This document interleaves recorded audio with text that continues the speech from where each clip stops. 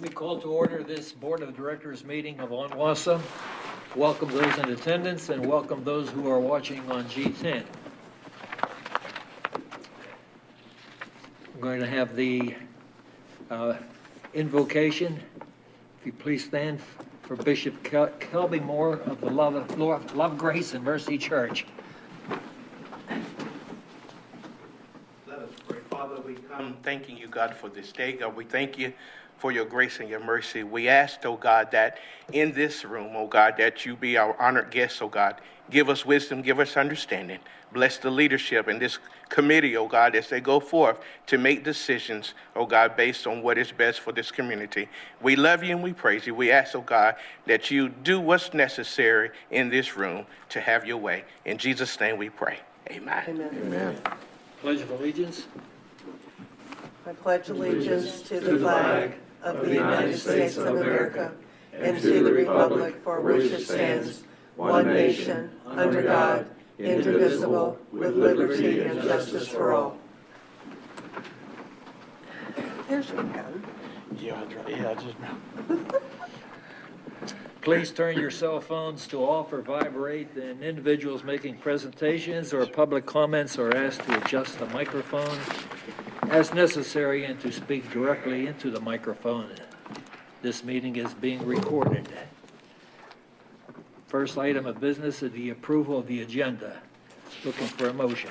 Motion to approve. Have a motion, second? Second. Okay. Any discussion? Hearing none, all those in favor signify by saying aye. Aye. Opposed? Motion carries. Need a motion for approval of the items on the consent agenda. So moved. Second. Moved and seconded. Any discussion? Hearing none, all those in favor signify by saying aye. Aye. Motion is adopted.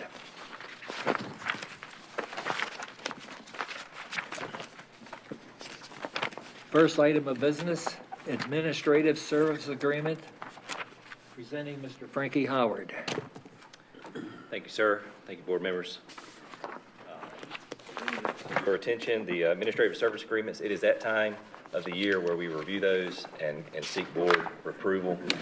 Typically, this would be out on the consent agenda. However, as I have mentioned in previous weekly updates, we have reviewed these and added a clause in there to allow the towns, the host towns, to elect for ONWASA to put in a payment kiosk instead of doing in-person transactions as per the agreement.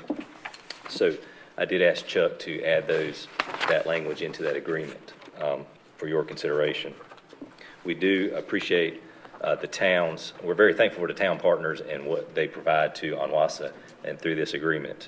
And we wish to continue that so long as they're able to provide that. But in one of my discussions with one of the towns, it came up, so I felt like it would be a good option to have that flexibility in the agreement. Any thoughts or concerns with that? But they don't have to do that, right? Totally Okay. optional. Okay. But it sounds like it's at ONWASA's expense, correct? Yes. Anything related to the transactions that occur for our benefit is totally at our expense. Even if the kiosk gets put into place, it would be totally our expense. We have kiosks out throughout the county that we share with Jones Onslow that we pay for. And so if we review that adding that kiosk costs some additional to the town, we'll reimburse the town for that. Any other questions? To approve the administrative service agreement. Second. Moved and seconded for the administrative services agreement approval. All those, discussion? Hearing none, all those in favor signify by saying aye. Aye. Opposed? Motion's adopted. Agenda item B, timber management agreement. All right. Mr. Howard. Thank you, sir. Again, I've been briefing the board on and off with this concept through my weekly updates. So bringing it to your attention in this format simply because at a later date, if we decide to go through with this timber management agreement, we'll be bringing timber sales to the board for approval. So basically what we have here is, as I was getting familiar with our assets and facilities, came about that we have the Wachovia tract that has some significant timber on it, and so I had a couple guys go down there and walk it with me and determine that the best thing for ONWASA to do is get a timber management process in place, a timber management plan, and go about timbering a few acres at a time. Not a complete clear cut, but maybe 50 to 75 acres.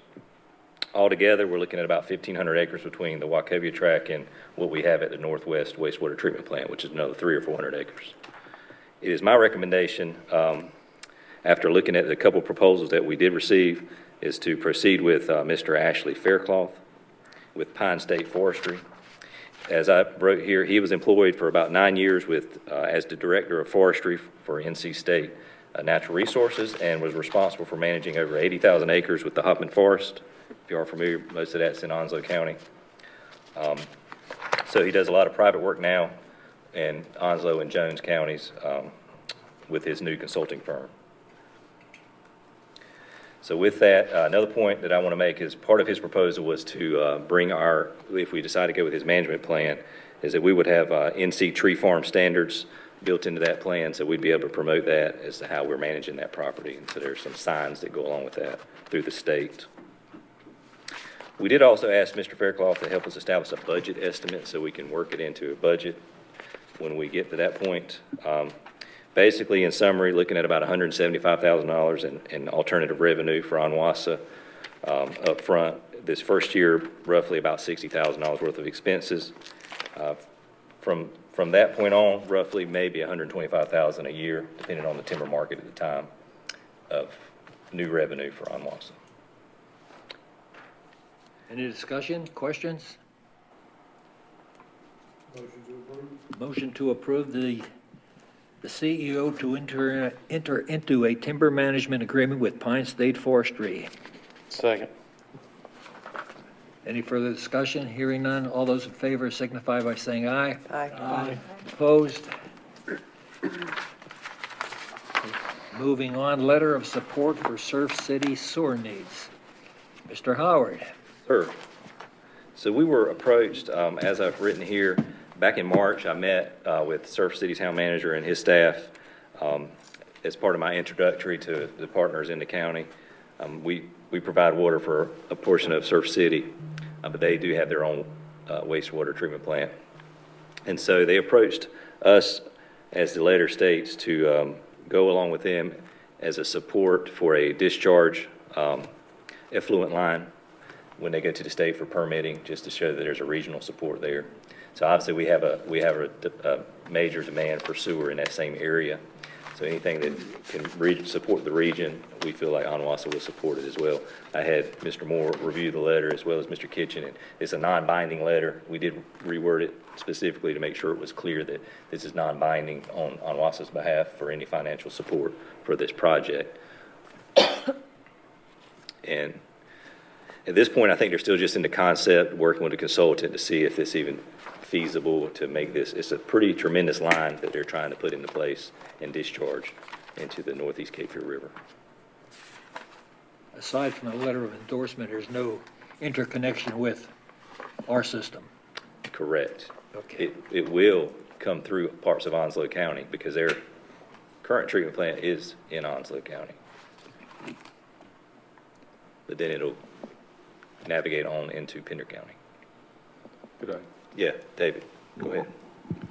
Members of the board, yeah, a couple other, I guess, highlights. There's a certain level of capacity available for discharge, and they don't need it all, but if they indicate there be interest from other parties, that helps with their securing that level of discharge. The state weighs heavily in on regionalization projects. They may be able to leverage more grant or outside funding for the work if they show there's regional interest, so. Good point. Good point, Mr. Moore. That is true. A lot of the funding that's available now, keyword regionalization, gets you some brownie points, so. Any further questions? Need a motion? So moved. Moved and seconded. All those in favor signify by saying aye. Aye. Opposed? Presentation of the fiscal year 2022, 2023 proposed budget. Mr. Howard and Ms. Riggs. And Mr. Moore, we roped him into the deal as well, so he's going to talk to us a little bit about some of the projects in the budget and their status. So, thank you all. This going to go through a couple of slides and background from my perspective, and then I'm going to toss it over to Tiffany, and then, like I said, David's going to chime in. So, hopefully, you all have gotten your packets. We did send those electronically, and tonight you've got your hard copy packets to take home with you and review. At the end of this, we're going to discuss the timeline as to when we expect or hope that the board will consider it for approval. As is mentioned here, this process started actually prior to me joining ONWASA. So back in January, team met with finance and the departments to kick off the budget process. Fortunately for me, the week after I started, we started digging into the one-on-one meetings. So I will say that was very enlightening for me, as I've mentioned to the board before, to see the level of detail that the staff put into this budget process. And I'm truly impressed with the detail that they put into it and the time that it takes to do that. So I do feel like we got a pretty good budget and summary of what we anticipate the next year to be for ONWASA. Next slide that you'll have is the by the numbers. So just wanted to point out a few things here in the by the numbers. So from last year to this year, we've increased our water pumped by over 150 million from last year based on what I looked at. As I've talked about, that's a key point, that we're seeing a lot of growth, and with that we're seeing a lot of demand and pressure on our water supply. Number of metered accounts is further down that list, so we're up from last year about 1,500 metered accounts. So that's one of the higher increases I've seen year to year since ONWASA has been established, and that number's not going to slow down based on what we've seen this past quarter. There's an additional 18 miles of water main and 7 miles of sewer main, as well as 2 additional facilities that we maintain. All right. With that, Tiffany's going to go over a little bit more details in the numbers, and I'll advance slides for you. Good evening. So this year's main budget drivers for putting the proposed budget together is that we meet current revenues must equal current expenses, the increase in customer demand, increase in operational costs, and then the 2020 capital improvement program, the 2020 Raftellus rate study requirements, and the ONWASA strategic plan. Just to add a note, those 3 items are in the process of being updated. They're reaching the end of their original useful life when they were first developed, so we're in the process of reviewing those now to get those updated for changes that have come about since they were originally created. The budget at a glance for this year. The operational budget, we balanced at $35.2 million.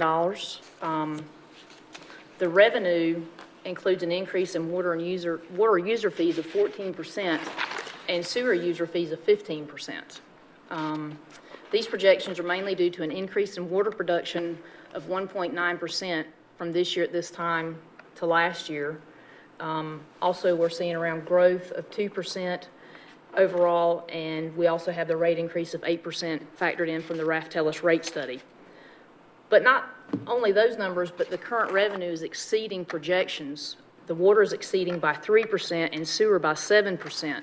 So that's also added to the increases we were able to forecast in the upcoming budget.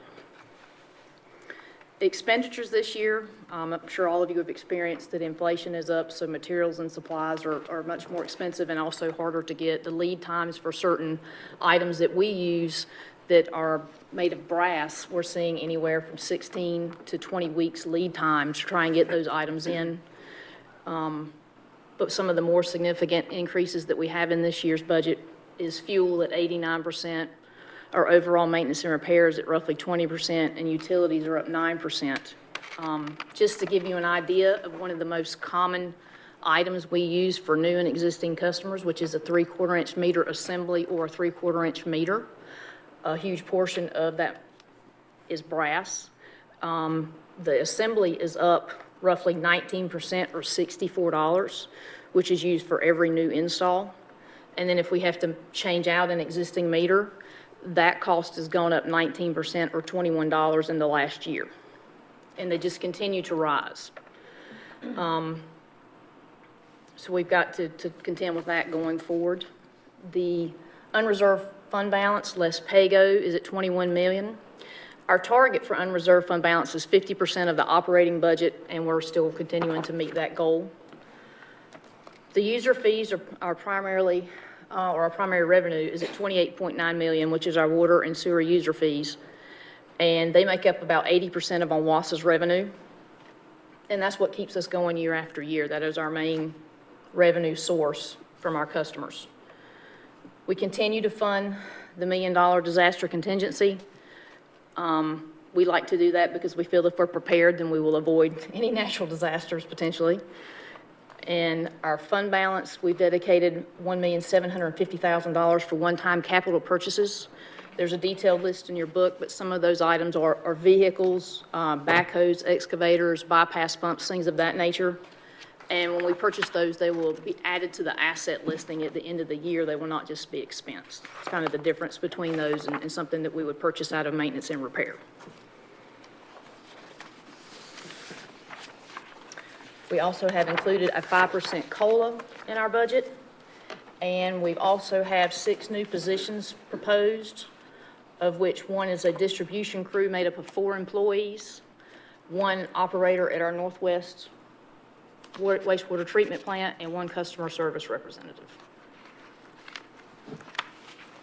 Can I Yes, ask ma'am. a question as we go? So I understand, so we've got the cost of living increase in here. Do we have budgeted merit increase as well?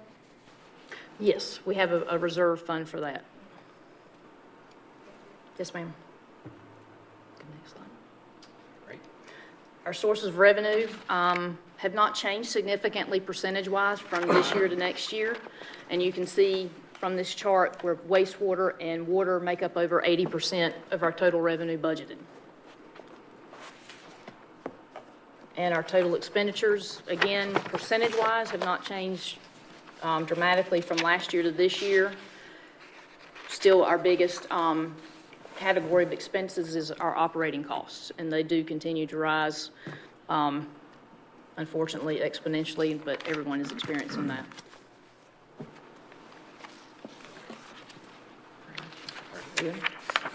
Turn it over to Mr. Moore. In the actual budget document, there's a considerable amount of information about the capital improvement program, the various projects in the CIP and the scope of work. This slide kind of hits some of the ones that we've talked about repeatedly, or I've been providing briefings over recent board meetings. Just quickly on these, the Swansboro wastewater force main project is in final design. We were at a meeting with the Corps, and they have given us the green light to proceed with the project. We've gotten through all the environmental and real estate approvals. We'll be submitting for permits within the next couple of months and hope to bid it out around the end of the year. Southeast wastewater treatment project, we're in preliminary design for both the new wastewater plant and the connecting force mains and pump stations. We met at the end of April with the firm that's doing design and made a final decision on the treatment process. So they've been fully released to start on the full design of the plant. The third one on here is something new, interim capacity improvements at the Summerhouse wastewater plant.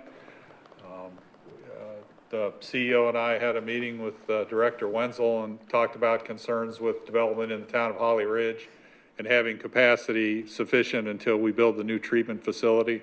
So we're bringing a consultant on board and looking at our options for either building out the rest of Summerhouse or coming up with an alternative treatment scheme that'll give us some additional capacity, like I said, until the new plant's ready.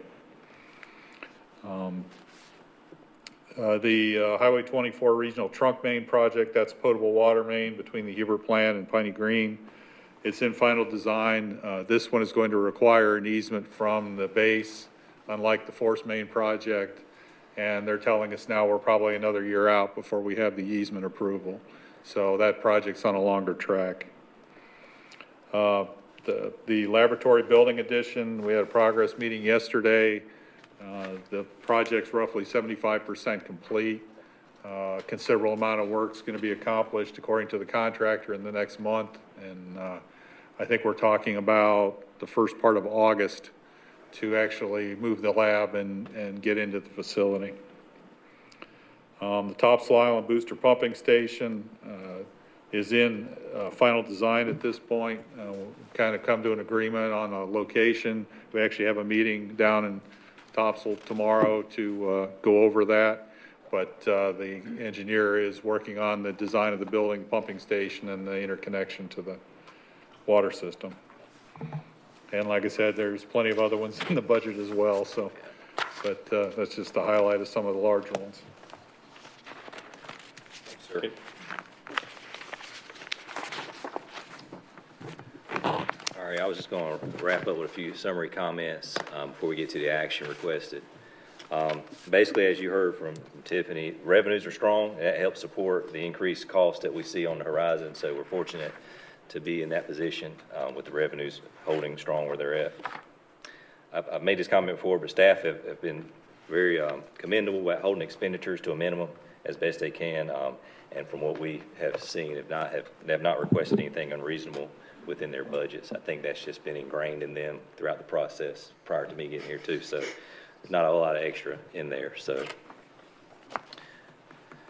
Tiffany already pointed out, we're in the middle of a multi-year rate study that has the increases laid out. So this year, we're one more year into that process, or this proposed budget is. And mainly driven by our long-term capital improvement plan, which we just recently went through with David's slides. There is also a slide in the budget message that will talk about the proposed tap fee increases. Most of that's driven primarily by the rising costs, which Tiffany spoke about a little bit earlier about the different material rate increases that we've seen. And as we mentioned earlier, there are 6 additional positions in the budget. That was out of the 19 that was requested originally, so staff prioritized those 19, 6 of them ranked to the top, so to speak, as was mentioned, and those are what we included in the budget. We will, now that we've got through this process, we will be working on a salary study and an organizational assessment to see kind of where those others may fit in later in the budget. We do have a set-aside pot of funds that we can use as we see those positions get justified. We also mentioned that the 5% COLA, we've been talking about that throughout the year as we've seen cost go up. The CIP, which is in your budget, I think when we took that report was at 9.1%. So we put the 5% in the budget. Obviously that can be adjusted based on board feedback. We've got calculations to support that, but we felt like 5% was minimum to give our employees that are seeing these cost increases that we're all living in. So, and that is my summary comments. If there's any questions, we'll certainly ask or answer those now. Are you facing any unusual amount of vacancies? So, you know, that number, yeah, so we all chuckle, but in my report, so we've been steady around 11 and 12 positions. It's sort of, we'll fill one and we'll have another vacancy pop up the next week. And that just seems to be the name of the game. I was hoping we'd be in single digits this week, but then we had 2 that put in their notices that they're seeking other employment and got better offers. And I'm not going to say where, because we you know, but we always compete amongst ourselves, either whether it's the city of Jacksonville on the base, you know, or Jones Onzo. So I've got a report that sort of backs that up. But we, nothing unusual, I'd say, in the past 3 months. It's been pretty steady. There is some hope on the horizon. We think we've got some key positions that might be filled in the next 2 or 3 weeks. We've got 3 new CSRs that'll come on, so that'll completely fill all the voids that we have up front at the customer service desk. So that's helpful and hopeful. But it just sort of, it comes and goes, I think. And everybody's seeing it. I've been in several meetings this week. One was a state of the community, and every individual up there talked about how they're dealing with vacancies, whether it's the school system, the hospital, the county, the city. We're all in the same boat. So Since you've mentioned that, is this the time that we can discuss that COLA? Sure. Surrounding areas, word and feedback we've got there has been much more than the minimum of 5%, and the way inflation, everything is going, I think. I'd like to see us do better than 5% increase for them. That number would be, but it's gotta be better than 5. We're totally at the discretion of the board when it comes to that. We've done surveys amongst the member governments and counties around us, and it ranges, like you said, from the 5 on up to a 10 in some jurisdictions. And I think, we're prepared to provide those numbers. It's a minimal impact on the budget, sir. I'd be interested in at least a 8%. I would be interested to see what information you have, because I've heard numbers that were lower and higher. Yep. You both, so it would be, if you guys do have that information, that would be very helpful, I think, for the board to take a look at and just digest and see what we could agree upon. Current CPI, as we discussed, Bob would verify this, was, what was it, Bob, 8%? Yes. What does the 1% An extra, cost us, Tiffany? Me, not quite 84,000. 84,000? Yes, sir. 1%. an additional 1%. Additional 1%. I'm Each tracking. one, I can do the math. So the federal government was only 2.42% for COLA this year. If you're doing a salary study and we're not keeping people, is our starting pay where it should be? Maybe we need to consider the starting rates going up in lieu of a real high percent of COLA. I don't know what your salary study is going to prove. Yeah, that's a good point. I'm not sure how that'll shake out either, when we're gonna get it the best information we can, and they're gonna look at all the organizations that we sort of compare to as peers. I will say How long do you think this. that salary study, how long would be available? It will take several months to get through that process from what they're telling us. I mean, so we're talking, probably September timeframe before we see a product out of that, if we get started tomorrow. And obviously, a lot of that, some of our input that we've got to put into it as a team. So, But I will say, hopefully, yeah, starting salary is something we can look at adjusting. And then within that, one thing I will keep in mind is, we do have some long-term employees that I want to lose track of and get out of balance there. And that'll come out in the study as well. but if you have a higher starting salary, you could end up giving compression money too. Yes, to fix some things. Right. Yes. So when the president increased federal wages to a minimum of $15, and our crafts and trades, which are blue-collar workers, a lot of them got an $8 increase per hour. And we have no problem getting people now. I wasn't gonna say anything, but as I you know. mentioned it, two of them did go over there, so that's okay. We encourage them. It's a better deal for them, and it's more aligned with what they want to do. That's certainly a move they have to make for them and their family.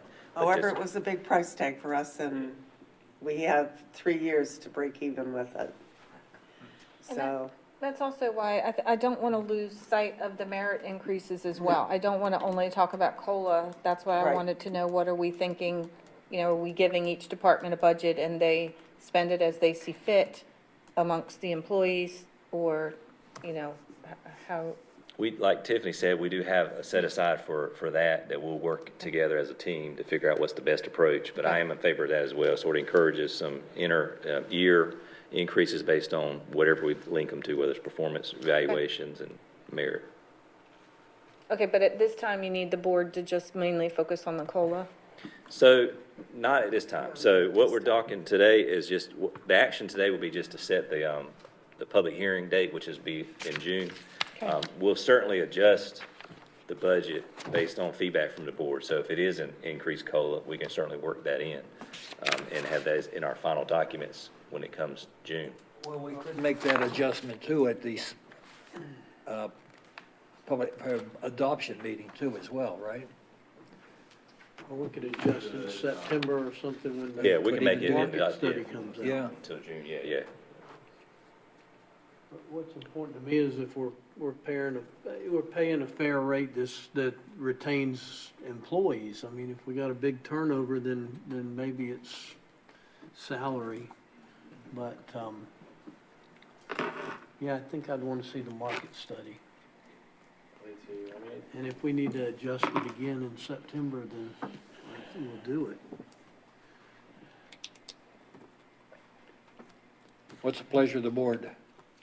Oh, I have another question before we vote. Okay. No, I mean about this. I'm sorry. No, go ahead. Bring it up. So my suggestion would be just leave it at 5 now, and let's see what the market study says. I mean, with 11 vacancies, it doesn't sound like we have an emergency with people just fleeing the ranks to go somewhere else, right? I don't want to encourage the opportunity for them to jump ship either. Yeah. The only problem with COLA is that you give it to your worst and best employee, whereas your merit increases, you can increase the percentage that you give to your best employees. I have to agree. And I mean, look, this is a different deal for me, you know, when you say stuff like that. It's not a big impact on the budget, but $260,000, or excuse me, 240, whatever it is, on 3%, right? So, I mean, that's stout. And look, we're doing an 8% rate increase, right? And so if we do a COLA increase of 3%, which this is it's a snowball that has a lot of lasting impact. It's a lot to think about. I am interested, again, I want to pay our people. We got really good people, and everybody in this room does really good work, and I appreciate that. And I don't want to take anything away from any person, but, you know, it is a lot to think about. So, What is the max in terms of you providing merit increases? Is there a percentage max? I don't think Where we establish in the budget, you know. I don't think there's a percentage match that we've had. I think it's just whatever we earmark and set aside, and that's what we work with for that year. But I don't think it's ever been individualized to the past few years, it's just been a one-time bonus. We have not been adding to the base salary. Right, that's right. So that's one thing about the mirrors, is it's individualized. Base salary will remain the same, but the COLA does go to the base salary. But maybe this year you can increase the salary. I mean, salary obviously is a gift that keeps giving. Right. And that's why you only give, cash awards. Yes. However, if we're not retaining the people, we need to look at their salaries. And the salary study is going to be a big help, that you could increase the starting wages and then pay for compression. And still, if you have money, then we give a merit increase to the long-term employees. Yeah, I would say that a lot of times people appreciate the bonus when they first get it, but they do forget about it when they're job hunting. They don't add that in. So I would be in favor of looking at a model where we're increasing the salary, not just doing bonuses, and using bonuses for specific situations that you all seem, that you would deem fit, deserve a merit award. I do have a concern about waiting till September to try and adjust something, so I don't know along the lines of 5 is enough or not enough. I don't know that right now, but it could also, it's a big deal to have to go back and adjust the budget then in September when we've already started the year. The money has to be allocated somehow. Right? Well, you just put in a budget amendment then. You could either do a budget You have amendment. sufficient reserves. That's what but I'm saying. As long as the reserves are there, then, We've had thought forward for that purpose and have some funds there for when that comes out. okay, perfect. Thank you. And I think I'm hearing from the board too, that we would like that performance salary study done not in haste, but Yes. certainly as quickly as possible to get a professional result, so we could act upon Yeah. its So- information. And we have been, we didn't wait until now to get started, although we will get officially started now that we have approval, but we've done some things behind the scenes with job description updates and looking at what peers we're going to compare to. So we're prepared to turn that over to the consultant now that we have approval. So that hopefully will speed things up a little bit.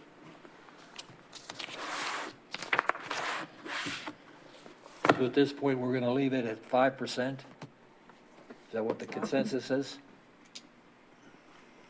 Or- And subject to change at the meeting on 16th? Yeah, I'll provide, as requested, the survey results, and maybe by then, we may get some more feedback from where the county stands and the city that are within our jurisdiction and their budget process, so we have, That'd be a good move. Yeah. Wait till the other municipalities. we'll do that. What are we doing for fuel? Touchy subject, right? So that was in her report on where we're seeing a lot of cost increase, but we budget was $5 per gallon. At the time, I sort of chuckled thinking, well, we won't get there. Then we saw what we saw this past month. So I think we're okay. But in that same reserve that we've got for salaries, it's also covers some cost increase that we may see throughout the year, so we can put those in budgets that need them based on cost throughout the year. Right now, we're purchasing from individual service stations, and you tell the board about your plans for bulk buying. So, yes, I was approached when I was talking with county personnel about a bulk station they're putting next door to our property there at our main office on Georgetown Road. So there is an opportunity that we can explore if it works out for our operational procedures to partner with the county. Now, we haven't officially gone to the county for that request. It was just one employee's idea to another, basically. But there are some savings when it comes to bulk buying fuel. That's obvious. And not only savings, but just the resiliency of having your own fuel supply when disaster strikes. And that's the main reason why we did it over in Jones County, because we didn't want to run out of fuel.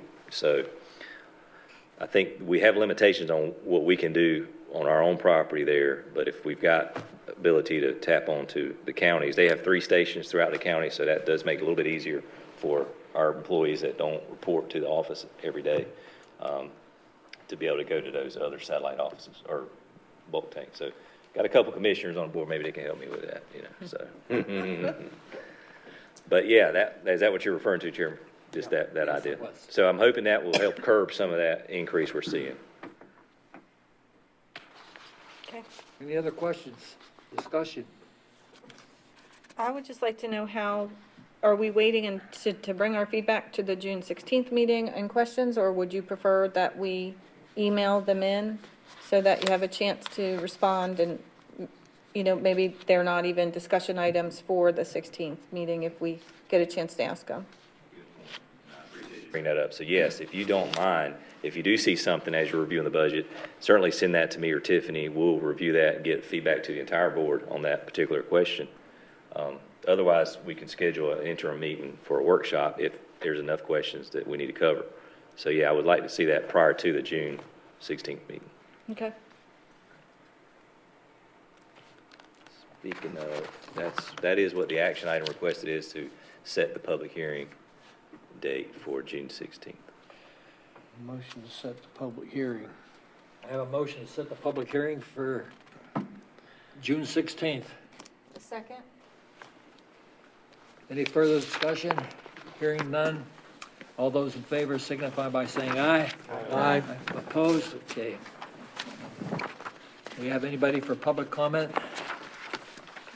No, sir. No? Mr. Howard, do you have any comments? Thank you. I got a page here. It's only my second meeting, so I got to get caught up.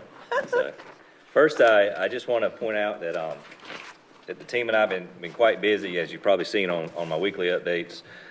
They're keeping me busy. I'm keeping them busy. I think it's mutual effort there. So I just want to point out, in case you didn't already know, of course you know Tiffany. David comes and speaks to a lot of our meetings, Mr. Moore. But I also have other staff in the room, so I'm going to start with HR, Chief Human Resources, Joetta Geist. Thank you for being here. Matt Paget, over our distribution and collections and maintenance.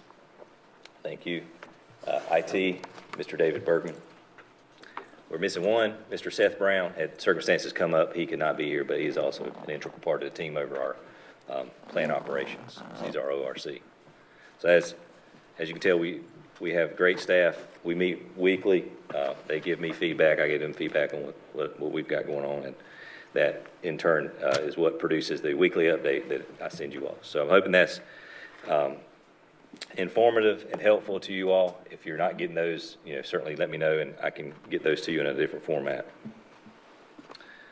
Just want to kind of go over some of the highlights since our last meeting. Some of these we've already talked about, but after our last meeting, I've been getting around to all our partners and member governments, including a meeting that we set up down at North Topsail Beach to talk about the booster pump station that we're going to have on their property, which actually does bring up another good point that we need to discuss, kind of how legally we set that up, being that it's on town property. But we do have a booster pump station planned for that.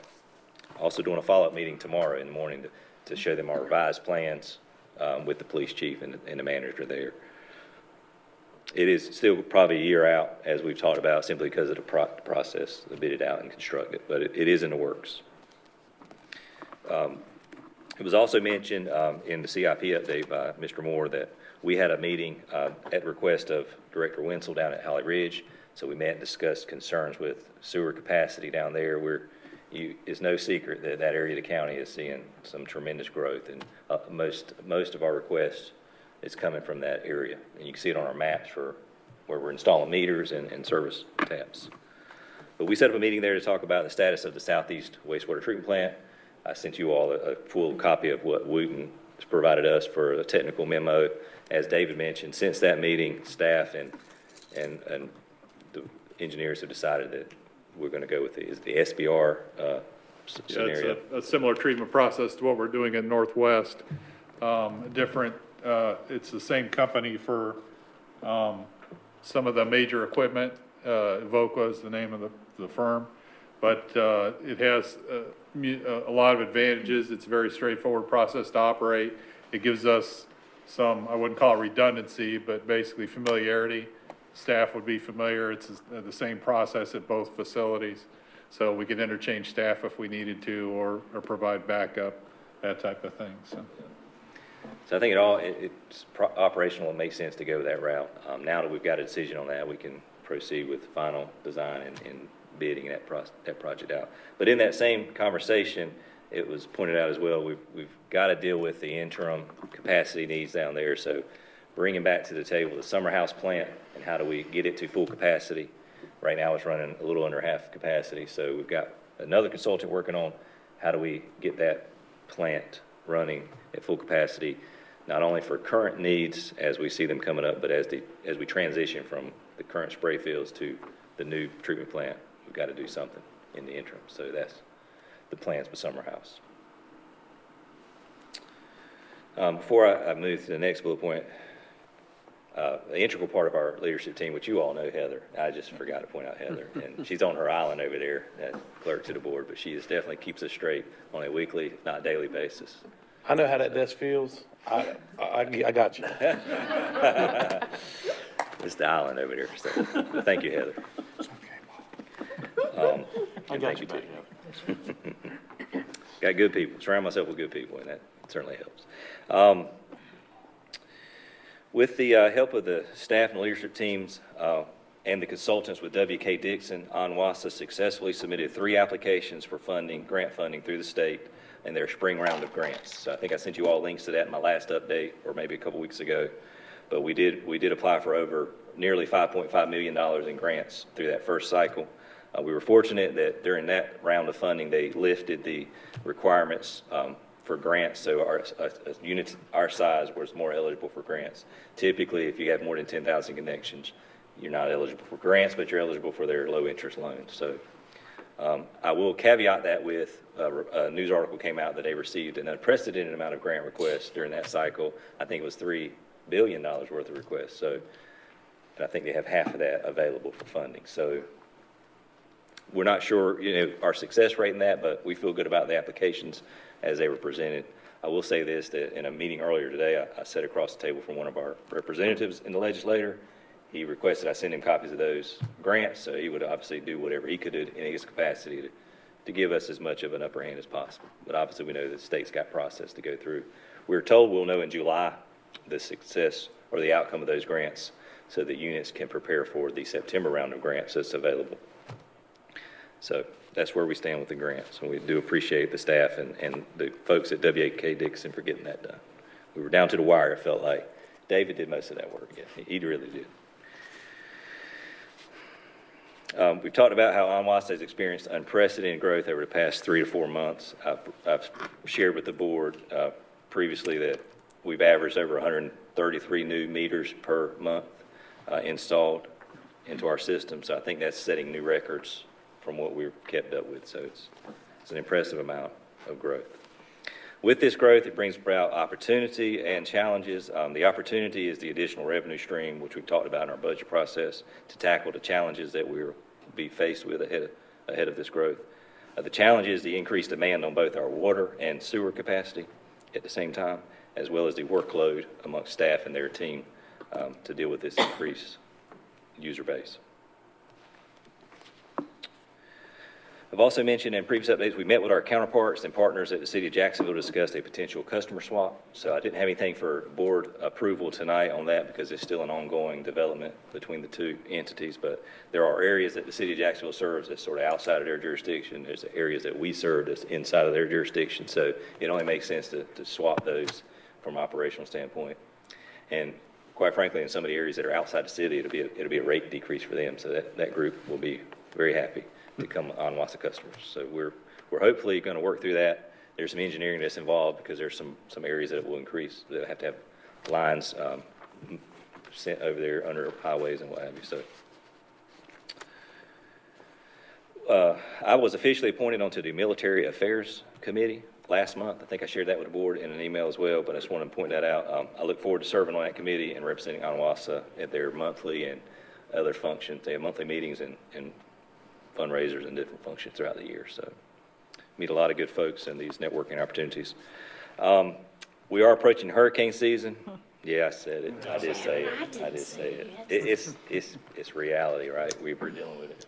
Next month, in June, it'll be part of my topics in my newsletter for June. But I'm only mentioning it just to let everybody know, ONWASA staff and team work year round to be prepared when disaster strikes. We don't wait for Hurricane Preparedness Week in May. Like we do promote that, but we do year-round improvements to our system, including I've talked about how we've increased generator capacity so that when time comes when we lose power, we're able to operate longer. So our new standard, I think, is 3 days worth of generator time.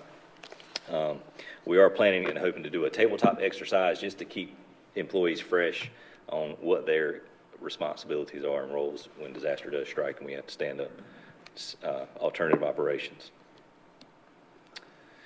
And I'll just leave it with this. If the board needs anything further from me or the team, please always let me know. Provide it to you on a regular basis as needed. I did jot a note down here to talk about D10 and D11.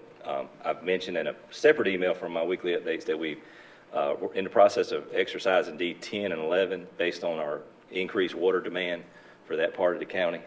We've got a pretty strict testing schedule in place to ensure that whatever water we are providing to our treatment plant meets our standards. It's no secret we're dealing with the PFAS that was discovered on the base property as its relation to where our 2 new wells are. So with an abundance of caution, we just haven't been using those over the past year and a half, maybe, or longer.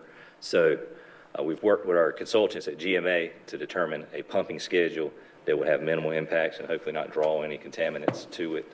We'll continue to monitor that. The base has agreed to test their monitoring wells on an increased basis now that they know that we're using those 2 wells. D10 has come online. We're waiting on a test result for D11 to come back online. But they will be running at half capacity, I think, or less. A little bit under half. A little bit under half capacity, which is unfortunate because we did spend quite a bit of money to bring those assets into our system. But it also brings about possibly an opportunity for seeking state funding to replace those 2 wells if we see that we can't use them as they were designed for. They have an emerging contaminants fund set aside, and that we have been encouraged. I did meet someone at the Rural Water Conference last week that encouraged us to apply in September for grant funds to replace those 2 wells. So we'll hopefully do that. And I think that's all my comments, Chairman. I appreciate it. Thank you. Very thorough. Back to the budget in just a second. There's a section in the budget about a customer survey. And I encourage, if you haven't, to read that. It's very complimentary about the management and the employees of ONWASA in terms of the job they're doing, and tip my hat to you, because it's a great indication that management and all the employees are providing quality service. You mentioned that, and I totally forgot to put it on my list, but we did get and I think I shared it with the board, but we got an employee who helped another customer out in the streets of, I'm not sure what part of the county they were in, but it ended up on a Topsail Facebook page, and Director Winsworth shared it with me, as well as some staff. Idiots of Topsail Island Idiots. is the name of the Well, Facebook okay, I page. wasn't gonna say that, but anyway, it is. Officially. But anyway, they were very complimentary of this employee, Alex Avery, Meter, and he saw a customer in need and helped him change a tire. And so, as it shows, our employees go above and beyond even their own job. And then we were in actually an interview yesterday, and the applicant complimented what he overheard in the lobby with our customer service representatives, and how they were dealing with a difficult situation with a customer that came in. And it was very complimentary of the staff and how they were doing that, even under the reduced staffing load that we are on right now. So thank you for that. Since I'm passing out kudos, I also think that, how long you been here now, 3 3 months. 3 months. I'm not counting. I'm impressed with the comprehensiveness of your reports to us, and it seems like you have gotten yourself fully immersed in the operations and all the projects that are ongoing, and you give me, and I'm sure the rest of the board, a feeling of confidence in your administration, so Thank you, sir. congratulations. Thank you. Can I ask a question? Sure. Since you mentioned the H word and resilience, we've been working on stream crossings for a while. Is there some kind of update? How many of those we're? I can let David chime in, and I'll make a few comments on that as well. Okay. We, we haven't done any more recently. We have 3 when we do the water line project between Swansboro and Piney Green. There'll be 3 that are part of that work and it's not that they're on the line, but we're just doing them whenever we do a project. We haven't had a lot of luck in securing any additional funding. W.K. Dixon, who did the grants for us, is looking at other opportunities potentially. There's some funding coming through the military for resiliency. Yep. That may very well fit right into this. Something, I can't think of the acronym. I can't either. 'Cause Is that the BRIC or the the DC? See something. Yeah, anyway.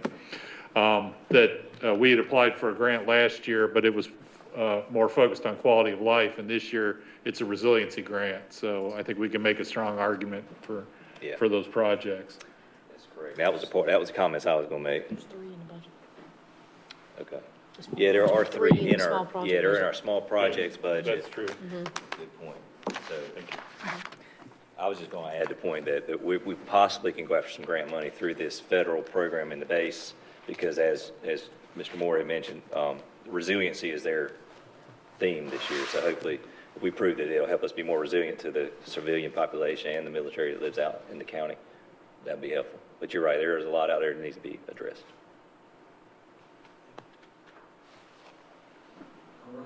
Mr. Warden, and report. Foster? Good. Paul? Pat? I will echo what you said, Jerry, about the thoroughness of the reports. Sometimes I think I'm reading a book. But no, it's very thorough, so I appreciate that, thank you. And I know what it takes to put a budget together, so Tiffany and group, thank you very much. Mayor? I just wanted to echo what everybody else has said. I think it's an extremely challenging year to be working on a budget when you have no idea what your expenses are going to skyrocket to. So I just appreciate all the thought that's going into it, and we're just going to have to just hope for the best, and hopefully they'll come down. Weather the storm. Jeff? I'm good, thank you. Roy? And just thank the employees and thank you, Frankie, for all of what you're doing, and appreciate the budget work. Thank you. So, And the last thing is, congratulations to the boys. Tim and Bob, we look forward to your continued participation and leadership with ONWASA, so congratulations. Thank you. Look for a motion to adjourn. So moved. Okay. Moved and seconded. We are adjourned. Exciting adjournment.